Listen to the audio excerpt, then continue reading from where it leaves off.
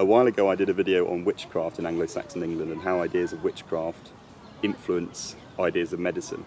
And I thought it would be interesting to get a modern anthropological take on it. So the Anglo-Saxons did not quite see medicine in the same way as we do.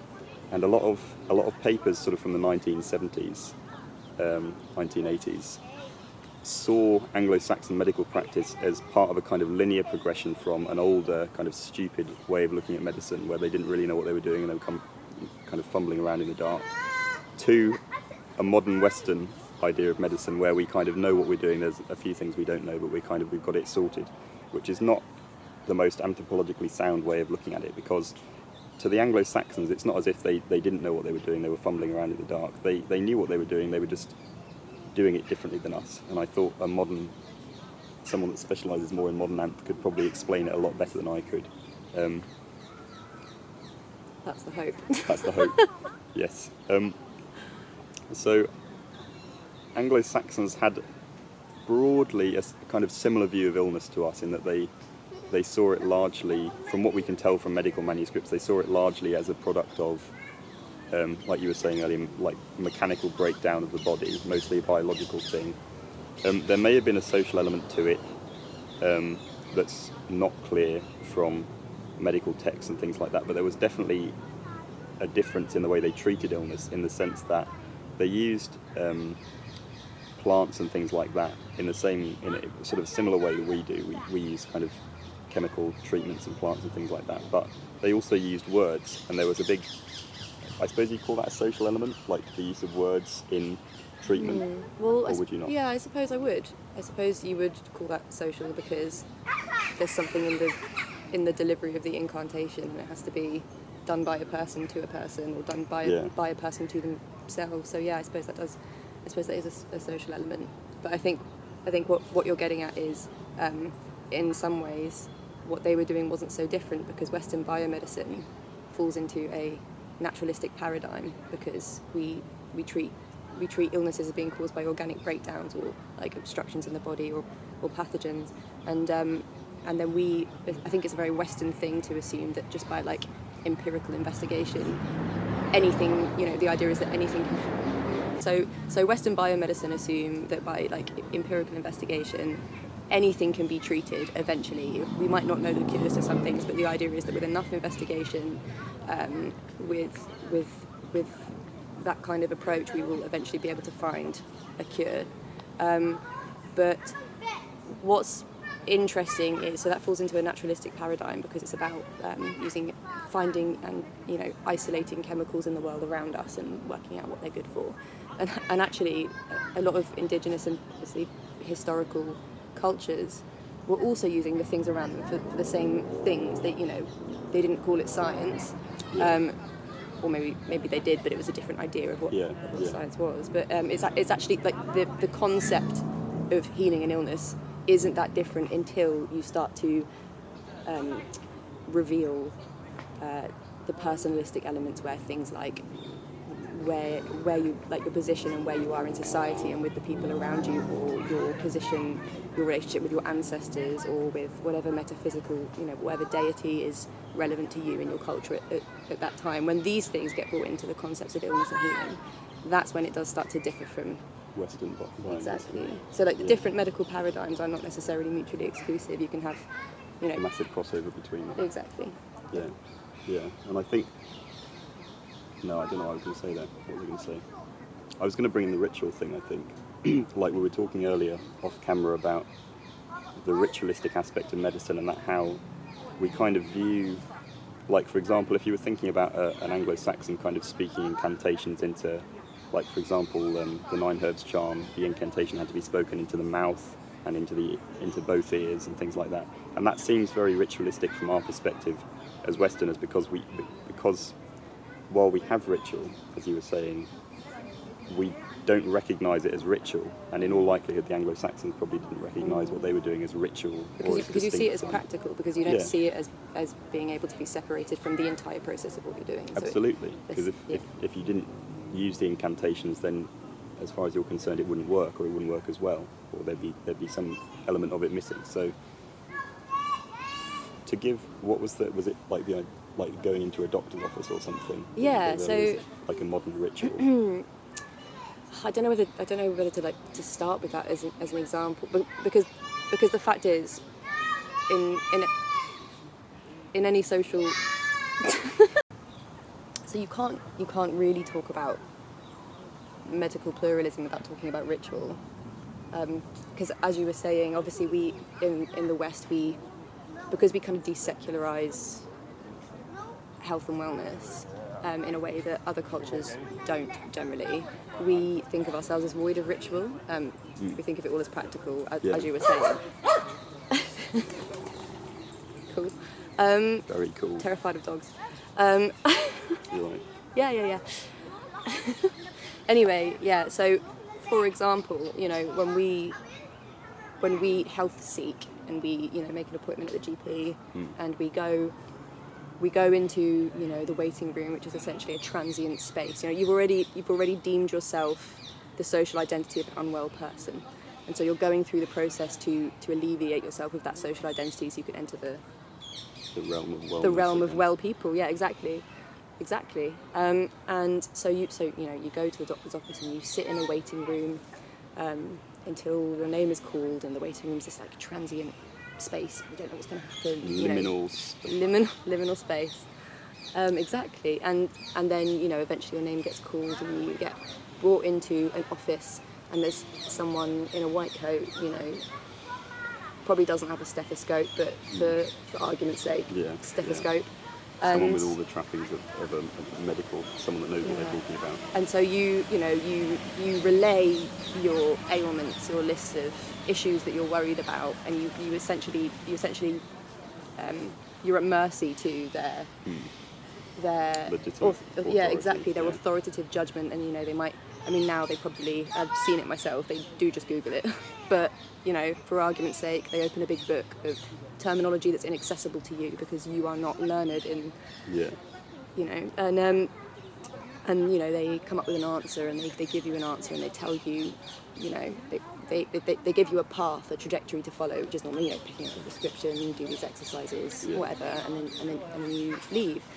And although all of that seems and is culturally very practical, that is part of the ritual of our health-seeking behaviour in the West. So, for example, and I wish I could just rattle them off, but I can't, there are endless experiments and studies that show that the more personalised and engaged a diagnostic experience you have with a doctor who is a person rather than looking up yourself, the more engaged your experience of being diagnosed is, the more effective any treatment is.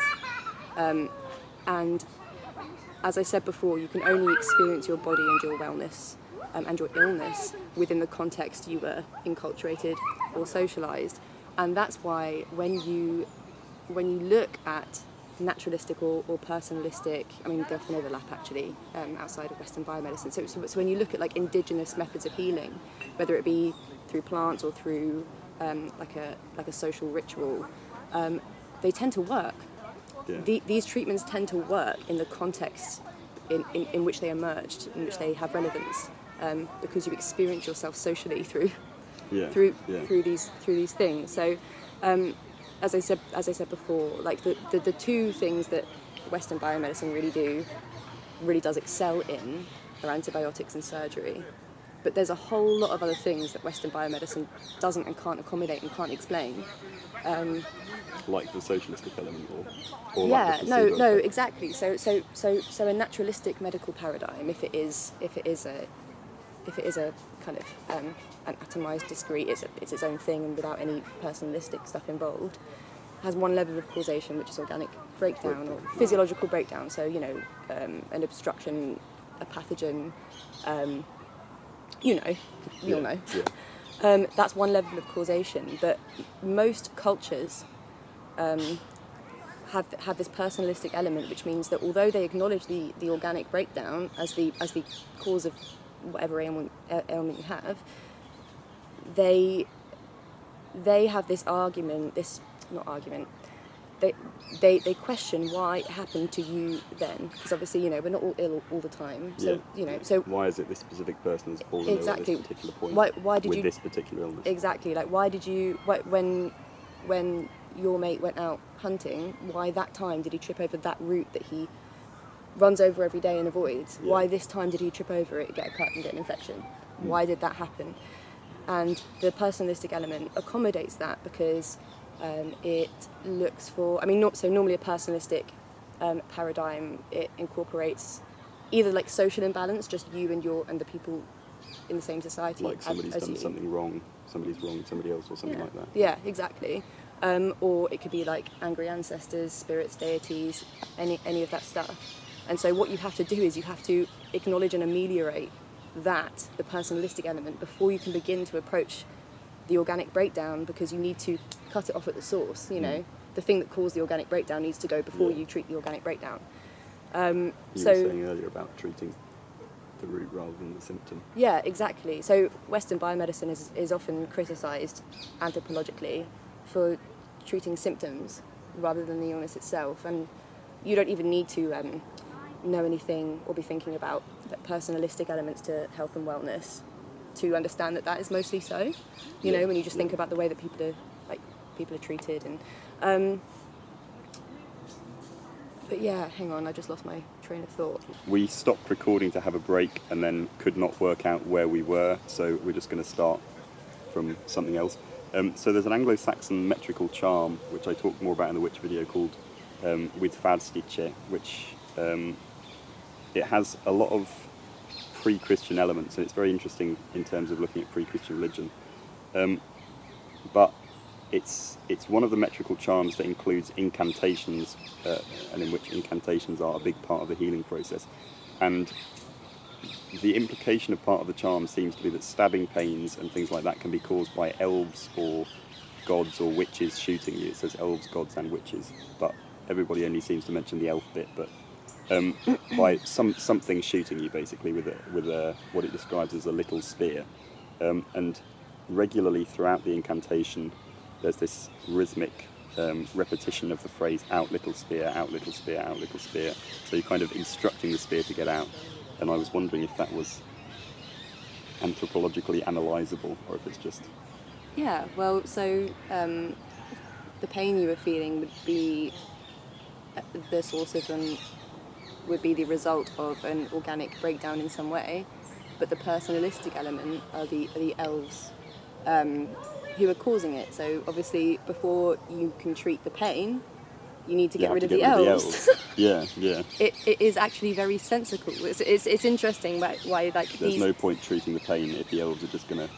Exactly. It's interesting how, you know, it took an embarrassingly long time for the anthropological lens to turn on Western society to look at these things anyway.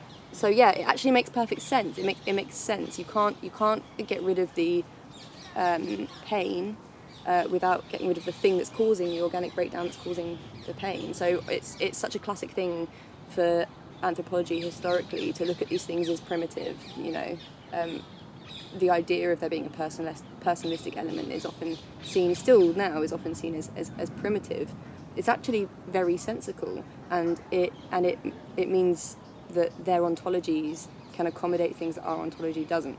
So what is the thing that causes that illness in you now?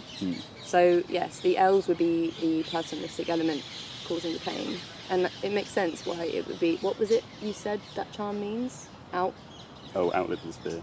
Out little spear. Yeah. So that is the effort to eliminate the personalistic element, and then you can address the pain, the symptom of the personalistic element.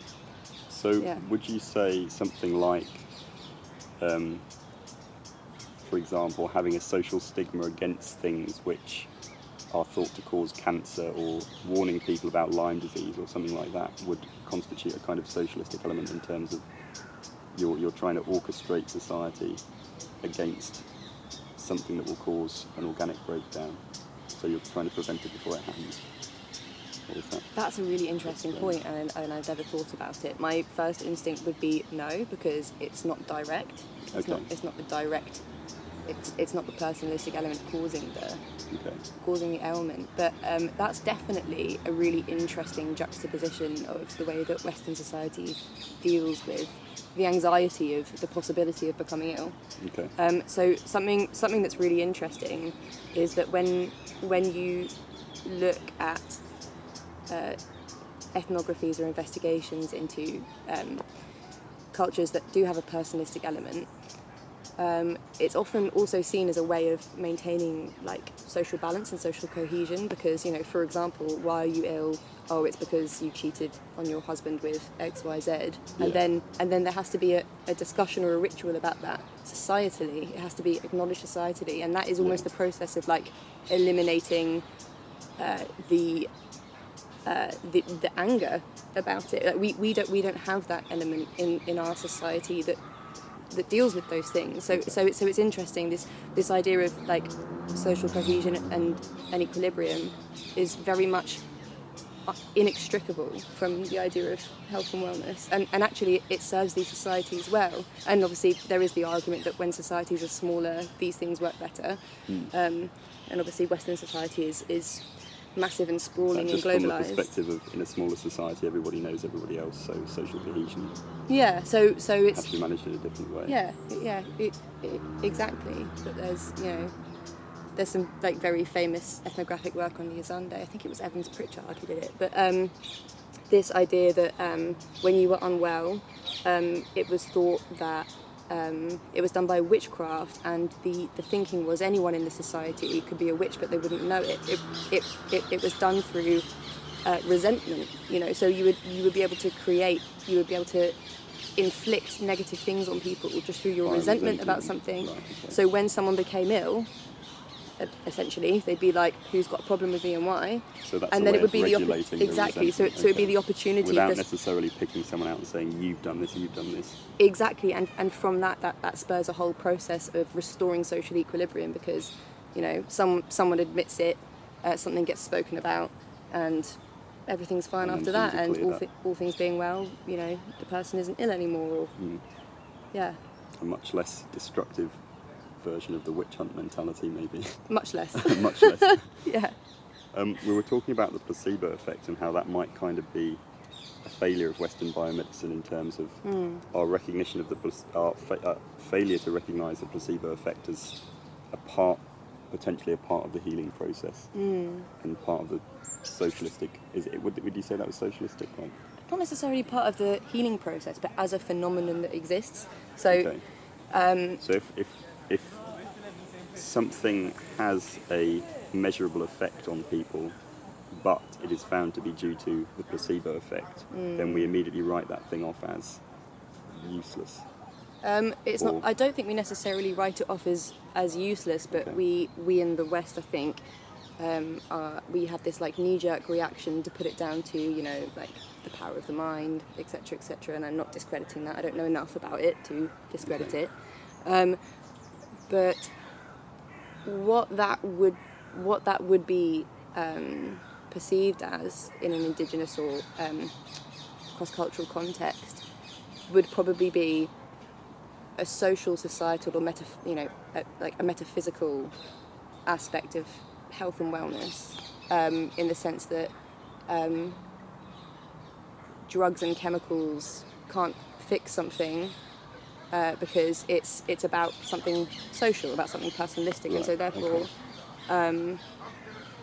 it causes a lot of issues for Western biomedicine, because obviously we have this like empirical, we're a slave essentially to this empirical idea that there has to be like a cause and an effect that can be like tested and regulated, and actually there are lots of studies that show that there's something else at play. Sometimes, you know, there was a really famous study to do with Parkinson's where placebos were taken, and there were different levels of engagement in the like diagnostic process, or the process of people being prescribed these particular drugs or placebos, and it turned out that regardless of whether they got a real drug or a placebo, actually the amount that they responded physiologically was almost entirely determined by the engagement of like their engagement with the doctor, essentially, Right. which comes back to ritual. Like so often it is this embodied process of health-seeking behaviour, going through some motions, leaving the situation, taking advice from someone who is deemed to know like much more than you, or does know much more than you, Yeah. and that itself, that process, that ritual, being the thing that re-establishes health and wellness. So do you think that kind of is the kind of process of legitimate authority and being prescribed things? Do you think that is a kind of remnant or a substitution for the socialistic side of things that we do have? Yeah, I do. Okay. I do. I think that's where it factors in our society. Okay. Yeah. Yeah. A helicopter has just flown over, so if that gets and landed somewhere in Hyde Park, so if that gets onto BBC News, then hope everyone's okay there. But thank you very much for watching. That was good. I think that was a very good little discussion.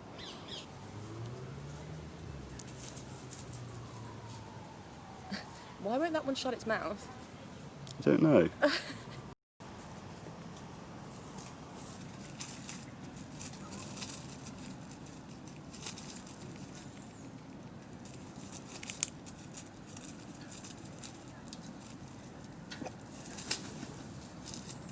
Oh, come on. Oh my god. Do you want another one? No, okay, right, too much.